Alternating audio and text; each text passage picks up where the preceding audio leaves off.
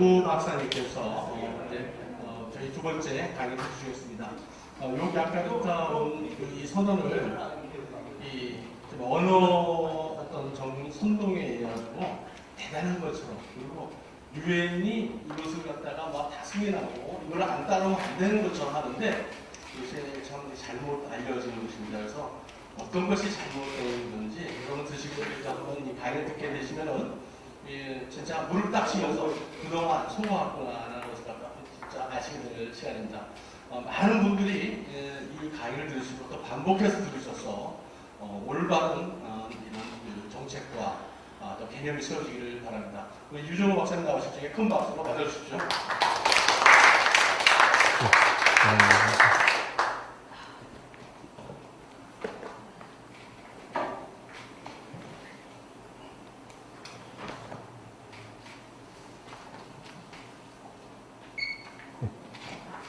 안녕하십니까.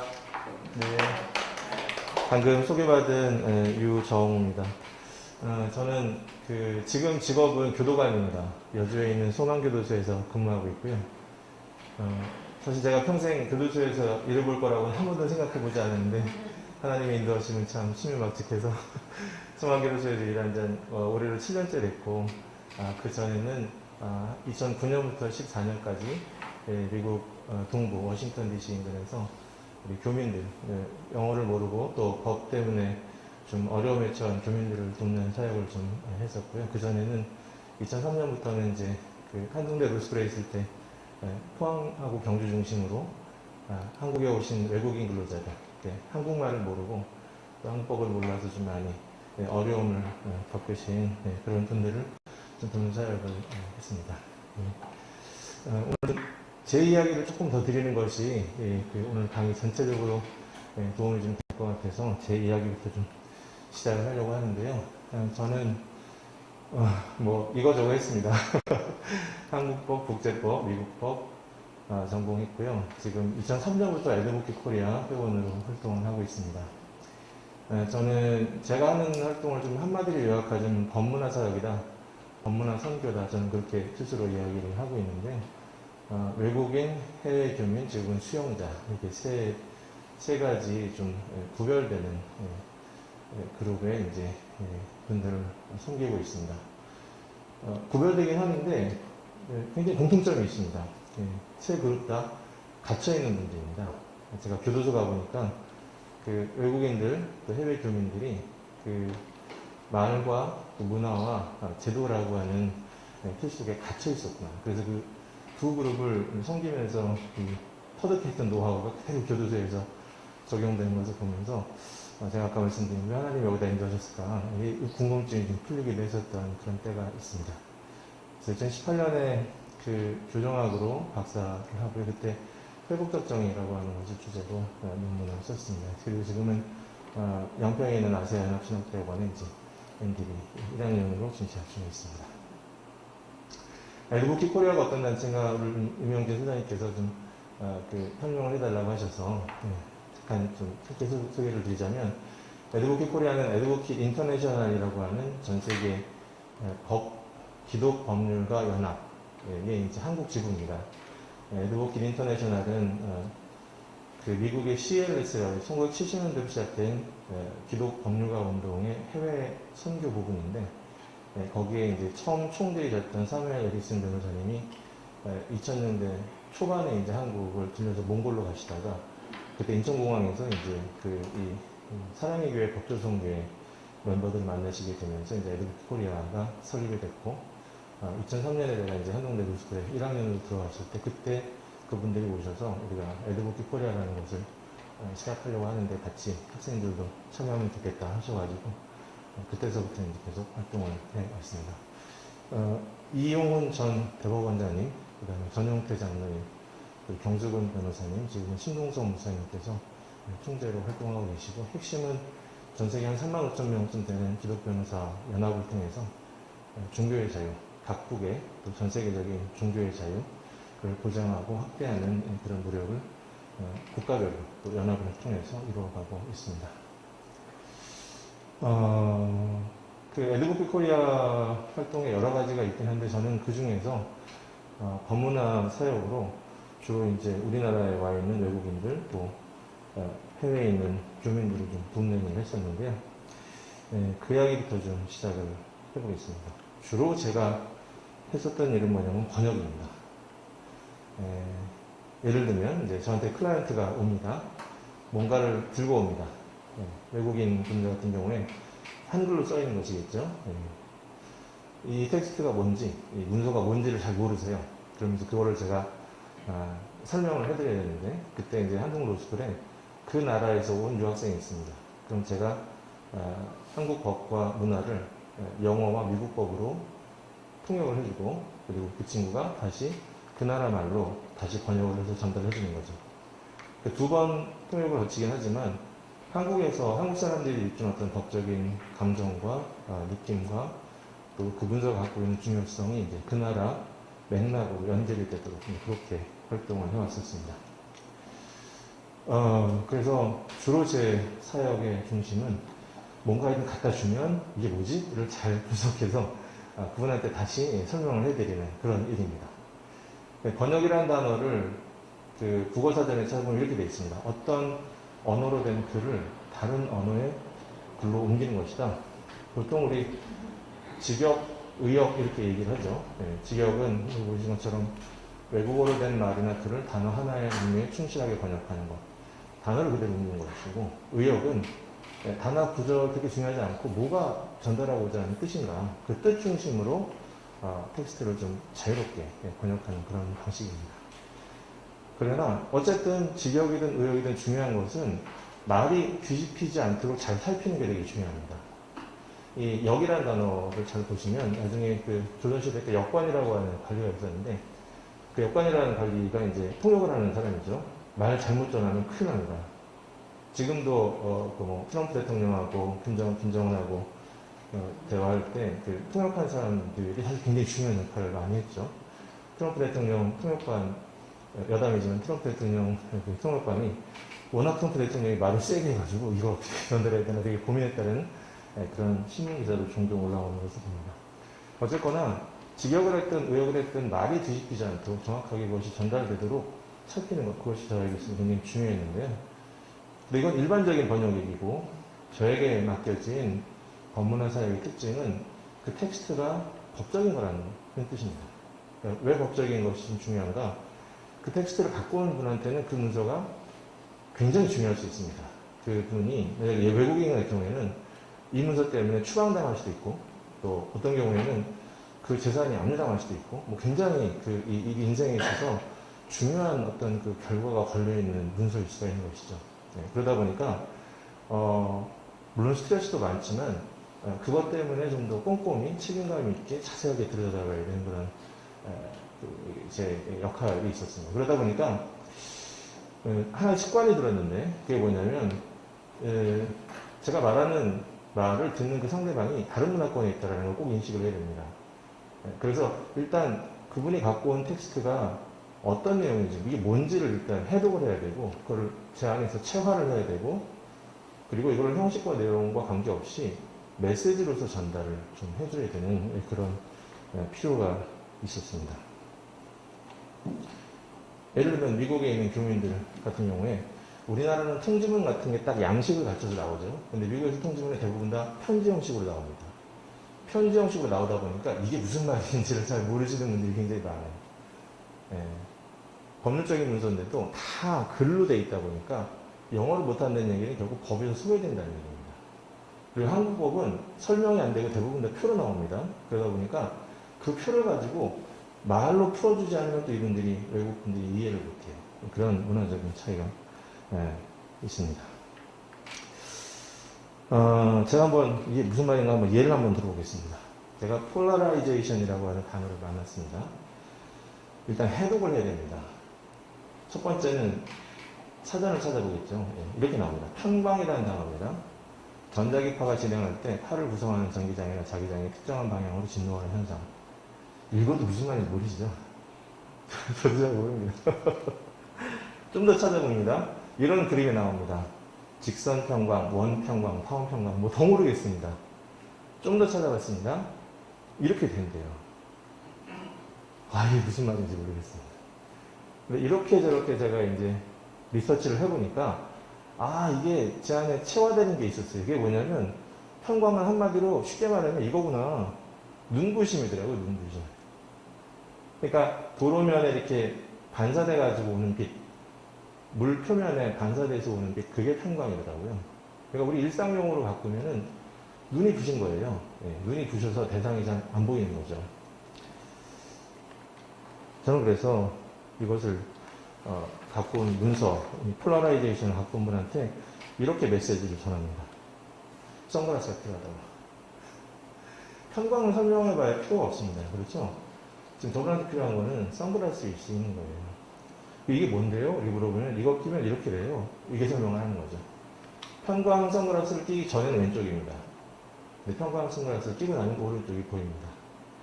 편광에 대해서 무슨 과학적인 논란 이런 거 설명 안 해도 이 선글라스 끼면 왼쪽이 오른쪽으로 보인다. 이렇게 설명을 해줘야 되는 거죠. 물론 학술적으로 또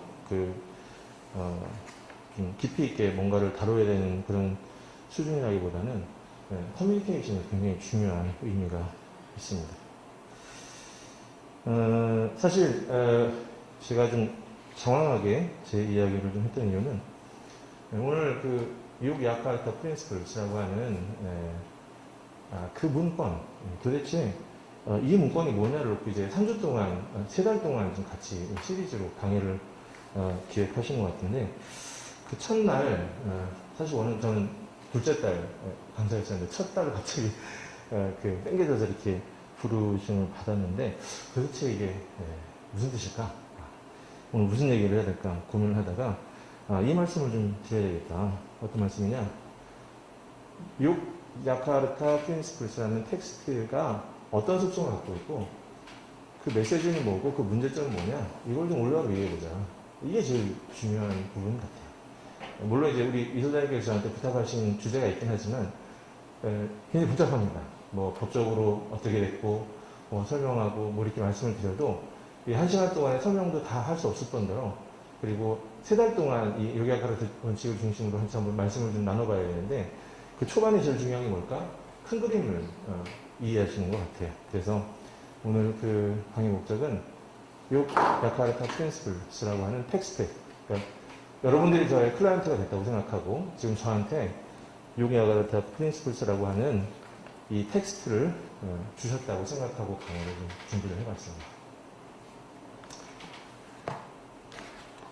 궁금하시죠? 야카르타 프린시플스가 뭐냐?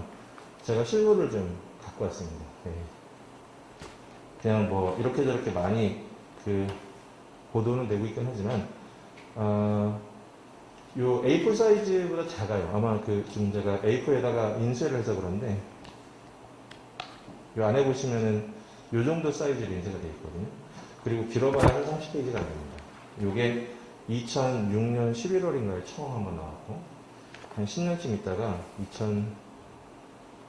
2017년 11월에 플러스 10이라고 해서 일종의 증거판도 아니고 뭐도 아니고 좀 추가적인 문건을 좀 하나 만들었습니다. 그래서 이 두 가지가 야카르타 프린시플스라고 이름 붙여진 문건입니다.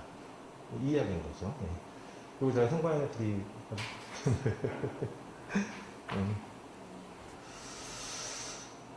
제가 저 텍스트를 이제 여러분들께서 저한테 주셨다고 가정했을 때 첫 번째 다가오는 도전이 뭐냐면 이 제목을 어떻게 번역하지? 이겁니다. 우리 이상현 교수님께서 지난달 11월에 이제 원칙에 대해서 제가 이 원칙 아닌 것 같아. 다르게 불러야 될 것 같아. 이렇게 말씀을 드렸는데 오늘 또 제가 좀 의견을 바꿨습니다. 그래가지고 약간 좀 같이 좀 고민을 좀 해보셨으면 하는 마음이 드는데요. 이 제목이 왜 중요한가? 왜 제목된 건가? 사실 제목이 모든 걸 말해줍니다. 그렇죠? 특별히 영화여서 그렇죠. 여러분 이 영화 다 아시죠? Dead Boy Society, A Few Good Men, 시네마 파라디소 원어로는 다 그렇게 되어 있는데요. 이게 한국어로 번역돼서 상영됐을 때 제목이 각각 죽은 시인의 사회, A Few Good Men, 시네마 천국 이렇게 됐습니다. 다들 좋은 영화였기 때문에 좋은 이미지로 많이 남긴 했지만 처음에 이제 영화를 안 본 사람들이 제목만 보고 이게 무슨 영화지? 추측할 때 굉장히 많은 좀 오해와 또는 약간 착시가 있긴 했었습니다. 예를 들면 데드 보이 소사이티, 소사이티는 보통 이 사회라고 번역을 했는데 영화를 보고 나니까 아 이게 사회가 아니라 동아리구나, 그 고등학생들 서클이구나, 이걸 나중에 깨달은 거죠. 그러면 죽은 시인의 동아리, 클럽, 서클 이렇게 번역을 했어야 되나? 번역하는 입장에서 그렇게 한번 고민을 해보게 되는 거죠. 두 번째 어퓨 굿맨은 아시겠지만 그 미국 해병대 관타나모 기지에 있었던 가혹행위 관련된 사건 다룬 영화입니다. 근데 어퓨 굿맨 자체가 은어예요, 은어. 그 머린들 사이에 쓰는 용어입니다. 근데 이거를 뭐라고 번역할지를 번역자가 잘 몰랐을까? 아니면 그냥 원어대로 했으면 좋을까? 뭐 이런 고민을 했는지 모르겠는데 어퓨 굿맨 했죠. 제일 한국어에 가까운 좀 단어는 소수정예라는 뜻입니다. 그러니까 일종의 교만과 자부심이 좀 들어있는 말이죠. 네. 근데 그냥 어퓨 굿맨이라고 썼어요. 어쨌거나 좋았습니다. 시네마 천국, 시네마 파라디소 제가 보고 난 다음에 막 웃었습니다. 아, 이 시네마 파라디소 뭐지? 극장 이름이 파라디소더라고요. 그 영화에 나오는 극장 이름이 시네마 파라디소였어요. 그러니까 그 극장 안에서 벌어지는 어떤 그 할아버지와 그 나중에 감독이 된 아이의 우정에 대한 이야기죠. 근데 시네마 천국, 저렇게 한자로 천국 그러니까 저건 뭔 소린가. 물론 호기심을 발동하는 장면에서는 좀 의미가 있는 제목일 수도 있다, 이렇게 볼 수도 있겠지만 제목만으로 그 내용을 파악하기는 좀 어려웠습니다. 그래서 제가 이 요기야카르타 프린시플스라고 하는 이 문건을 한번 영어로 되어 있는데 쭉 한번 정리해 본 결과 느낌이 하나 왔었습니다. 어떤 느낌이냐? 이런 느낌입니다. 이 단어를 제가 만나서 그 번역할 때 느꼈던 느낌이에요. Walking leaf. Walking leaf라는 단어 들어보셨습니까? 아시는 분도 계시고 모르시는 분도 있을 텐데 Walking 딕셔너리라는 말은 들어보셨죠? 걸어다니는 사전. 그렇죠? 그래서 Walking leaf가 뭘까? 저는 처음에 좀 궁금했습니다. Walking leaf. 걸어다니는 잎사귀? 그러고 보니까 굉장히 시적인 표현 같아요. 잎사귀, 그죠? 나뭇잎. 위는 푸른 나뭇잎처럼. 성경에 그 말씀 때문에 그런지 잎사귀, 나뭇잎 그러면 되게 긍정적인 이미지가 들어왔습니다. 근데 제가 그 텍스트를 읽다가 이건 나뭇잎이 아닌 것 같아요. 그래서 막 찾아보기 시작했습니다. 근데 여러분 뭐가 나오는지 아세요? 놀라지 마시고요. 이런 사진이 나왔습니다. 이게 뭐 같으세요? 네, 벌레예요, 벌레. 나뭇잎처럼 생겼죠. 네. 나뭇잎처럼 생겼습니다. 네. 그냥 가만히 그냥 지나가다 보면 나뭇잎 아니야? 이러고 착각하고 지나갈 수 있는 그런 동물입니다. 동물이에요. 곤충입니다. 이렇게 보니까 아 이거 곤충 맞네 이렇게 보이시죠? 그죠? 좀 더 리얼한 거를 제가 하려고 그러다가 참석하신 분들이 조금 혐오감을 가지실까봐 그래도 좀 원만한 걸로 했는데요. 이 워킹 리프를 구글에서 찾아보면 굉장히 흉측한 그런 사진들이 많이 나옵니다. 제가 이 요기야카르타 프린시플스라는 이 책을 검토해보고 난 느낌이 이 단어를 제가 검색해서 번역했을 때 느낌이랑 똑같았던 거죠. 워킹 리프에서 굉장히 긍정적으로 봤어요. 그 나뭇잎 시적인 표현인 줄 알았는데 알고 보니까 이 나뭇잎처럼 가장된, 포장된 이 곤충이었다는 말이에요. 굉장히 배신감을 느꼈습니다. 제가 무슨 말씀을 드리고 싶은지 아시겠죠? 우리 아까 우리 이상현 교수님께서 첫 시간에 말씀해 주셨지만 지금 전 세계에서 일어나고 있는 이 현상을 얼마 전에 어떤 한 정치인께서 아주 선명하게 용어를 정리해 주신 게 있어요. 아사리판. 아사리판입니다. 지금 우리 이상현 교수님께서 5가지 사례를 말씀해 주시지만 지금 저 젠더 운동권 진영에서 더 5가지만 가지고 만족하겠습니까? 그렇죠? 계속 늘어날 거예요. 근데 저거 계속 보고 있으면요, 이런 생각이 들어요. 아사리판이네. 그 정치인께서, 원로 정치인께서 아사리판이라고 말씀하신, 그 아사리판이 굉장히 새롭게 다가온 그런 느낌이었습니다. 예, 맞습니다. 아사리판입니다, 지금. 근데 왜 그렇게 됐을까? 이거를 좀 고민해 봐야 되는데, 지금 저런 아사리판이 벌어지게 되는 굉장히 중요한 원인이 된 사건과 지금 우리가 보고 있는 이 요기야카르타 프린시플스라는 이 소책자가 연결되어 있다는 겁니다. 그래서 이 소책자를 요기야카르타 또는 요기야카르타 원칙이라고 한글로 번역하는 것. 더 나아가서는 요 책자를 요기야카르타 프린시플스라고 이름 붙이는 것 자체가 굉장히 고도로 기획된 언어 전술입니다. 이거 먼저 이해하실 필요가 있습니다. 왜 그러냐? 원칙이라는 단어가 갖고 있는 그 의미를 이 선언, 이 문건에다가 갖다 붙이는 것 때문에 굉장히 위험한 결과를 초래할 수 있기 때문에 그렇습니다.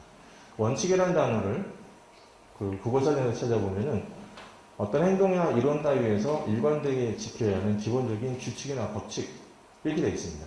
그래서 우리나라 분들이 원칙이라는 단어를 들으면 꼭 뭐 지켜야 되는 건가 봐 이런 감을 느끼게 된다는 거죠. 그런데 그 원칙이라는 일상적인 의미 때문에 이 요기야카르타 원칙이라고 번역된 요 문건의 제목을 보는 순간에 그 합성은 어떤 규범적 권위가 있다고 오해하기 쉽습니다. 다 공감하시는 바죠. 이 부분이 사실은 저는 우리 일상생활 용어로 바꾸면 뭐냐? 보이스피싱이다. 저희 교도소에 보이스피싱으로 온 형제들이 많이 있습니다. 가끔 이야기를 나눕니다. 그래가지고 걸렸더니? 그 형제들도, 그 형제들이랑 하면 이제 회심하고 같이 성경 공부하는 친구들이 있는데 그 친구들이 그럽니다. 자기도 안 믿었대요. 이거 한다고 누가 걸려드나? 걸려든다는 거예요. 예. 여러분, 이건 속성이 뭐냐? 저는 한마디로 보이스피싱이다. 이렇게 생각을 합니다. 여러분, 이제 피부에 안 하시죠? 예. 너무 법률 용어라고 막 어렵게 생각하지 마시고요. 특별히 성과연, 저는 전공이 주로 법 쪽이다 보니까 용어도 다르고 또 분야도 좀 다릅니다만, 그런 하나님 안에서 진리를 찬탈하고자 하는 보이스피싱입니다. 이 관점으로 보신다면 이 문건이 갖고 있는 속성이 제대로 드러나지 않을까 싶습니다. 그래서 저는 이 문건을 지난번에 제가 요기야카르타 선언하면 좋겠다고 생각했는데요. 이름을 한번 이렇게 바꾸면 어떨까 싶습니다. YP 문서. 왜 YP 문서냐? 여러분 자유주의 신학하고 복음주의 신학하고 모세오경을 부르는 용어가 다르죠. 이 문서, B 문서, J 문서, I 문서 이렇게 이 창조 질서 자체를 하나님의 창조 원리 자체를 부정하는 관점에서 하나님의 이름이 달라지는 거에 따라서 문서를 그렇게 구속을 했습니다. 이해되시죠? 지금 저 젠더운동권에서는 이 원칙을 일종의 신앙적 규범화 하는 것처럼 사용하려고 할 것입니다. 우리는 그게 아무것도 아니라는 이야기 차원에서 우리가 거꾸로 그 문서에 아무런 효력이 없다라는 선포를 먼저 해야 되지 않을까. 과감히 YP 문서라고 한번 해보면 어떨까. 제안을 드려보고 싶습니다.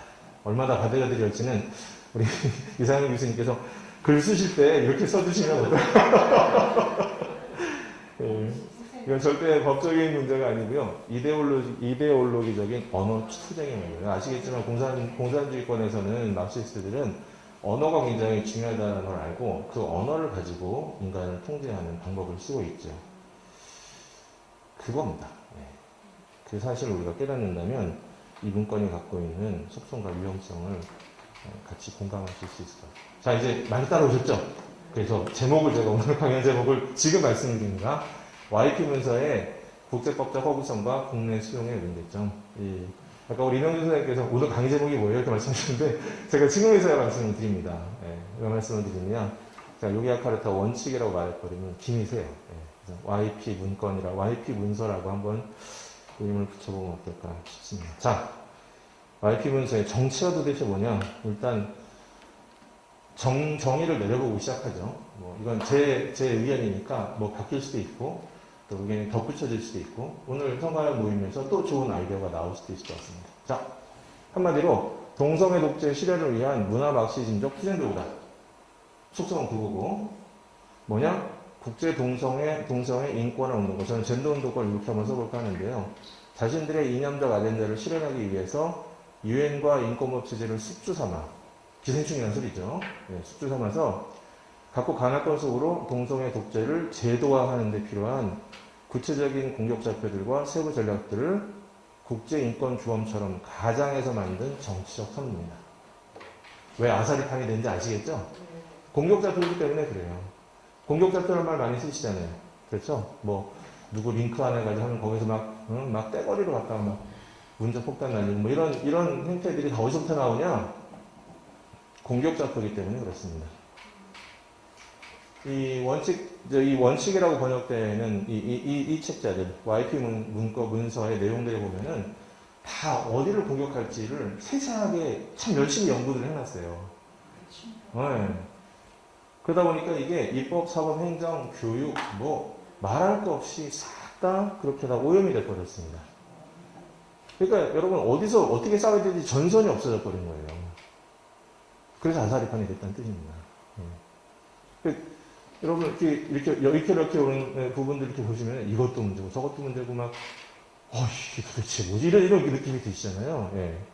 그 원인이 뭐냐면 그 젠더 운동권의 목표 자체가 이런 도구들을 통해서 계속 소위 말하는 막시즘적 문화 혁명을 하겠다라는 활동 때문에 그런 겁니다. 근데 여기서 굉장히 중요한 게 있는데요. 그들이 원하는 거는 이것을 관철하겠다가 아니에요. 이걸 통해서 혼란을 만들겠다는 거예요. 혼란을. 이거를 잘 아셔야 돼요. 막시스트들이 뭐 새로운 질서를 만들겠다 아닙니다. 이들의 궁극적인 목표는 혼란을 야기하겠다는 거예요. 왜 혼란을 야기할까요? 뻔합니다. 공권력이 필요하기 때문에 그래요. 그 혼란을 누가 잠재우고 있어요? 총과 칼이 잠재우고 있죠. 독재가 시작된다는 뜻입니다. 그들이 원하는 것은 독재예요. 민주주의가 아닙니다. 이 문건을 통해서 뭘 하는 것이냐? 정권을 잡고자 하는 것이고 혼란을 야기하고자 하는 것입니다. 이해되시죠? 네, 그 문건이 갖고 있는 독소적 요소가 그런 것입니다. 원칙이라고 번역됐을 때 우리는 이미 그 원칙이 참 처절하게 그리고 또 비참하게 적용되어서 많은 영혼들을, 많은 인간들의 삶을 파괴한 역사적인 사례를 봤습니다. 여러분 이거 혹시 아세요? 당의 유일적 영도체계 확률의 10대 원칙. 들어보셨습니까? 네, 다 아시죠? 원칙이에요, 원칙. 10대 원칙. 네.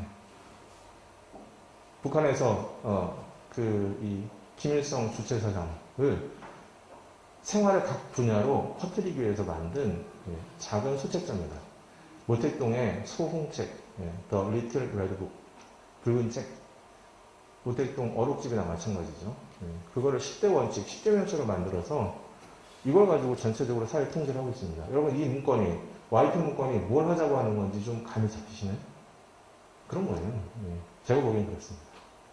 이 문건이 어떻게 사용되느냐, 우리 전 외교관, 북한 외교관 출신 태영호 지금 현 국회의원께서 10대 명을 보였던 유일사상 10대 원칙으로 체제를 유지하고 있다.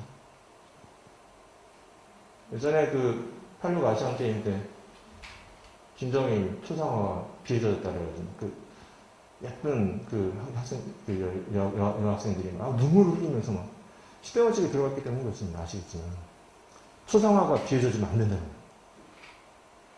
마치 그 이슬람에서 코란이 함부로 대해지면 안 되는 거랑 마찬가지잖아요. 그렇게 세상을 통제하고 있는데 탈북하신 분들은 이 민중이 제일 싫어하는 비판 집회이자 독재 요새가 바로 생활총화인데 이 생활총화를 뭘로 하느냐 아시겠지만 저 10대 원칙으로 하는 겁니다. 마치 우리 성경책 가지고 일주일 동안 삶을 가지고 회개하고 서로 나누는 이것 똑같이 저 10대 원칙 가지고 서로 통제하고 사람 들들 볶고 그쵸? 네. 이 원칙이라고 하는 것들이 절대시 됐을 때 나타나는 일들입니다. 지금 YP 문서가 궁극적으로 지향하는 바는 저는 그것이라고 생각해요. 그것이라고 놓고 보면 이렇게 저렇게 많이 풀립니다. 이걸 조금 제가 다른 그림 언어로 좀 표현해 보자면 이런 겁니다. 우리 여기 권사님들 많이 앉아 계신데요. 국 많이 끓여놓고 며칠씩 드시죠. 근데 그 국에 독약이 한 방울 떨어졌다고 생각해 보십시오. 한 방울 딱 떨어졌을 뿐인데요. 그 국을 먹는 모든 사람들의 건강을 해칩니다.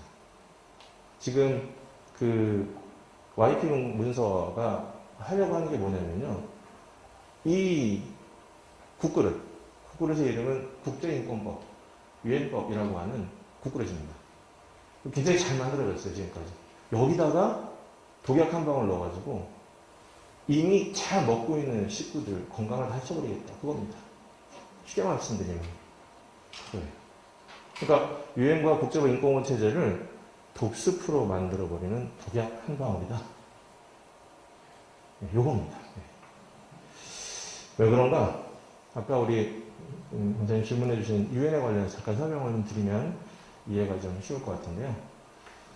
유엔의 역사는 1940년대부터 시작됩니다.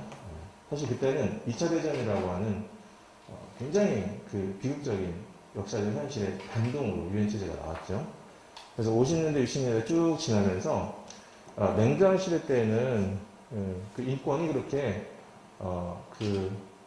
크게 주목받지는 못했어요. 주목받지 못한 얘기 뭐냐면 서로 상대방 진영을 비난하는 도구였었지 그것이 국제사회의 어떤 컨센서스를 이루는 구체적인 어떤 아젠다가 되지 못했다는 겁니다.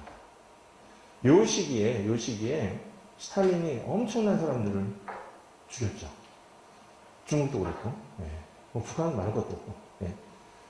이런 험악한 시절을 지냈을 때 자유우방, 미국 중심으로 하는 자유우방도 역시 인권 문제에 대해서 자국, 그 동맹국 내에서 일어난 자국의 인권 문제에 침묵했었어요. 그래서 각자 그 진영 내에서의 어두운 부분은 다 가려놨었던 거죠. 이 시기에 제일 인권 문제를 앞장서서 해결하려고 노력했던 그룹이 있었는데 그게 누구냐? 교회입니다. 여러분 인권은 교회에서부터 출발하는 것이고 더 나아가서 성경에서부터 출발하는 것이고 그 성경에서 말하는 인권의 뿌리를 교회가 계속 지켜왔던 거죠. 엠네스티 인터내셔널도 교회에서 시작했습니다. 순교자의 소리도 물론 그렇고요. 굉장히 많은 지금 인권단체들은 그 뿌리로 돌아가 보면 다 기독교인들, 교회였고. 그런데 70년대, 80년대를 넘어가면서 이 인권이 국제사회에 굉장히 중요한 이슈로 떠올랐습니다.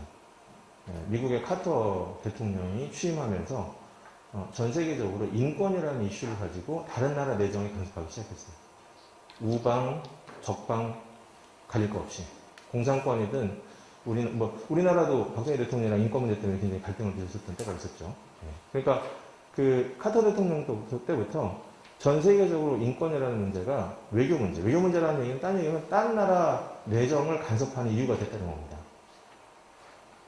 그것이 카터의 인권 외교로 70년대, 80년대를 풍미했는데요. 이 사이에 제일 발달한 파트너가 누구냐? 인권 NGO예요. 왜 인권 NGO들이 발생했을까요? 정보를 누가 주겠습니까? 그렇죠?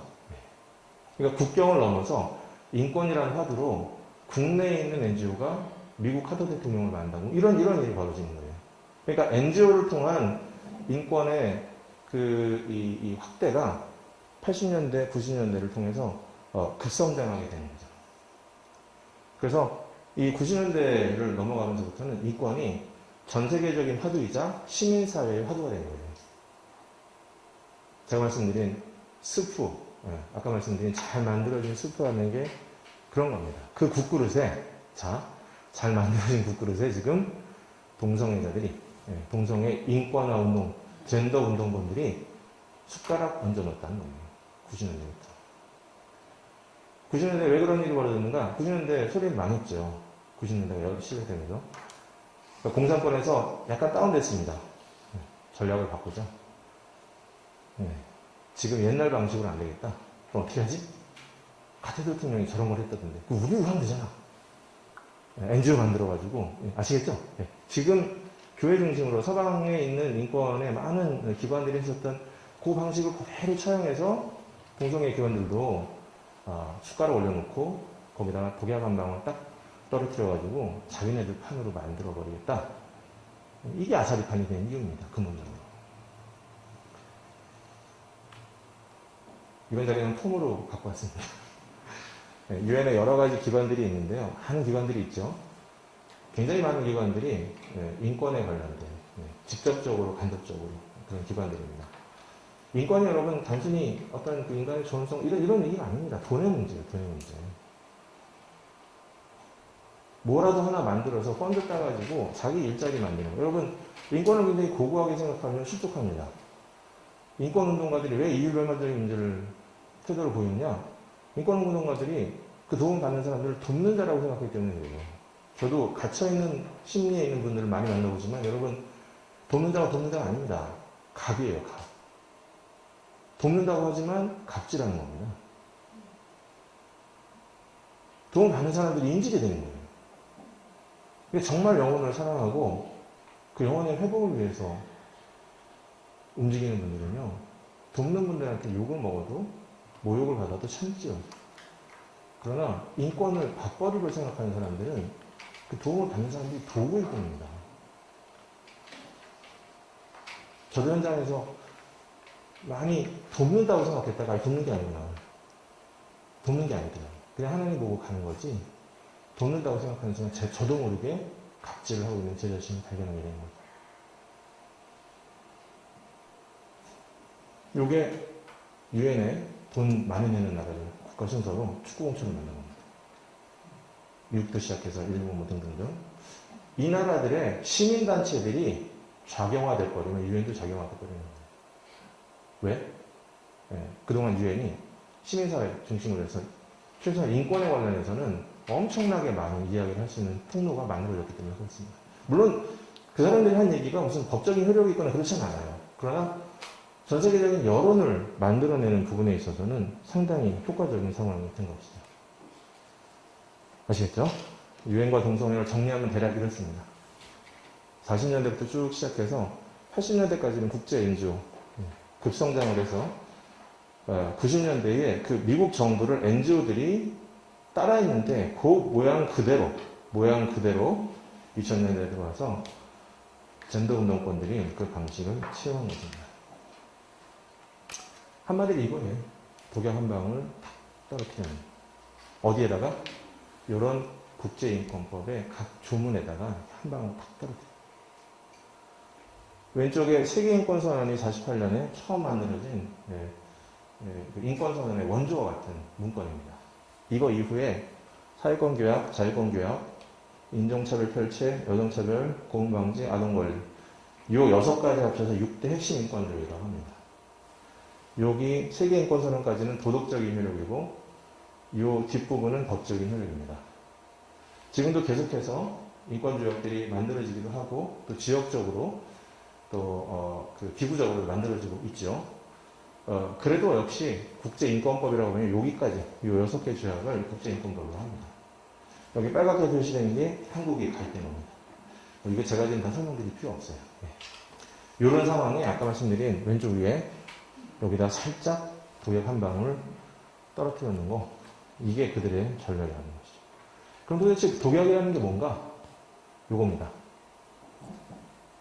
1992년에 투넨이라고 하는 동성애자가 있었습니다. 이 사람이 호주의 태스메니아라고 하는 주, 섬이라고 되는 주인데 거기 사는데요. 게이입니다. 그런데 이 사람이 이 정부를 상대로 이제 문제가 생겼어요. 이게 뭐냐?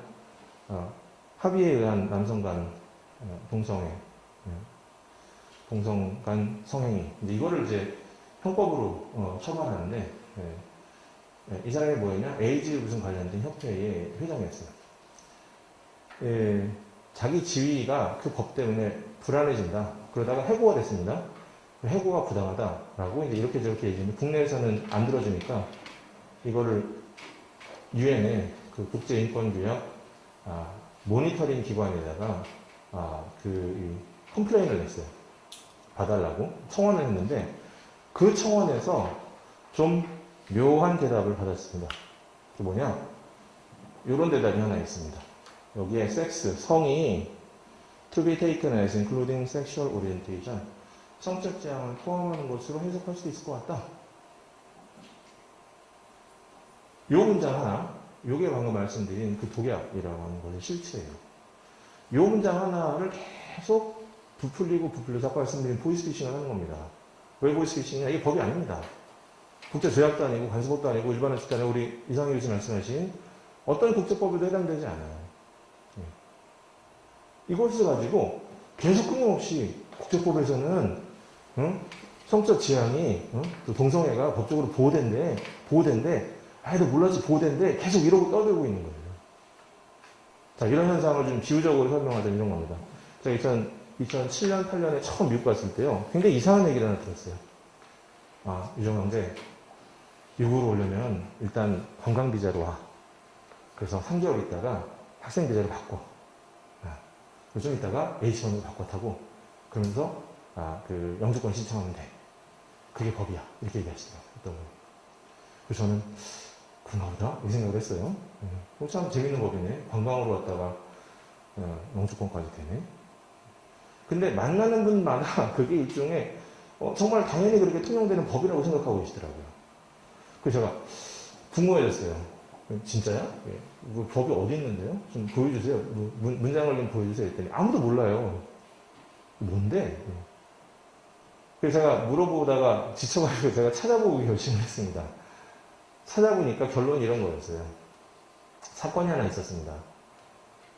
어떤 저쪽 동구권 쪽에 아마 외국인이었었던 것 같은데 미국으로 와가지고 들어온 지 10일 만에 이 비자를 관광 비자에서 학생 비자로 바꿔달라 이렇게 이민국에다 신청을 했더라고요. 근데 그것을 이민국에서 기각을 했습니다. 기각을 하면서 그 이유가 뭐냐? 들어오자마자 10일 만에 학생 비자로 바꿔달라고 하는 것은 들어올 때 이미 관광 비자로 들어올 의도가 없었던 것이 아니냐. 합리적으로 생각해보면 한 3달 정도 지났어야 여기저기로 가보고 이렇게 저렇게 해서 내가 여기서 계속 공부도 해보고 뭔가 해보겠다라고 하는 생각이 들 정도가 되지 오자마자 열흘 동안 도대체 어디서 뭘 어떻게 했길래 그 학교에 갈 생각을 하게 됐느냐 판사가 그렇게 의심한 거예요. 그래서 그 진술에 그 판결에 딕툼이라고 그러죠. 그 이후에 그 별개로 나와 있는 의견에다가 10일은 합리적으로 볼 때 도저히 들어올 때부터 그 비자를 바꿀 의도로 들어온 것이지 들어와서 합리적으로 생각이 바뀌었다고 볼 수 없다. 이렇게 쓴 거예요. 이게 일종의 참고 자료가 된 겁니다. 근데 이걸 법이라고 말하기 시작했어요. 무슨 문제가 생겼느냐? 교민사회에 다 그렇게 하는 게 법이 됐어요. 그걸 가지고 비즈니스 하는 분도 생기고 그걸 가지고 이렇게 학생들 받아서 3개월 있다가 무슨 문제가 생기죠? 그건 법이 아닙니다. 네. 그러다 나중에 3개월 됐는데 신청했다 안 됐어요. 그럼 뭐가 되죠? 이민 사기 되는 거예요. 이민 사기. 지금 제가 생각하는 이 YP 문서로 인해서 벌어진 이 아사리파는 본질적으로 속성은 이런 사건이 아닐까라는 생각이 드는 거죠. 차이가 있다면 계속 나팔을 부는 겁니다. 이건 법이야, 이건 법이야. 이거 따라야 돼, 따라야 돼, 따라야 돼. 원칙이래잖아, 원칙이래. 잘 모르는 분들은 그런가 봐. 그런 거 아닙니다. 지금도 이거는 규범력이 없다라는 것을 젠더 운동권 법률가들도 인정을 하고 있어요. 앞에 한참, 그죠? 얘기하고 있지만 끝에 가서는 규범력은 없으나 이렇게 살짝 가려놓는 것처럼 이야기를 하고 있는 것이죠. 다 보이스피싱입니다. 네. 그렇게 생각하시면 편해요. 요게 이제 92년에 나온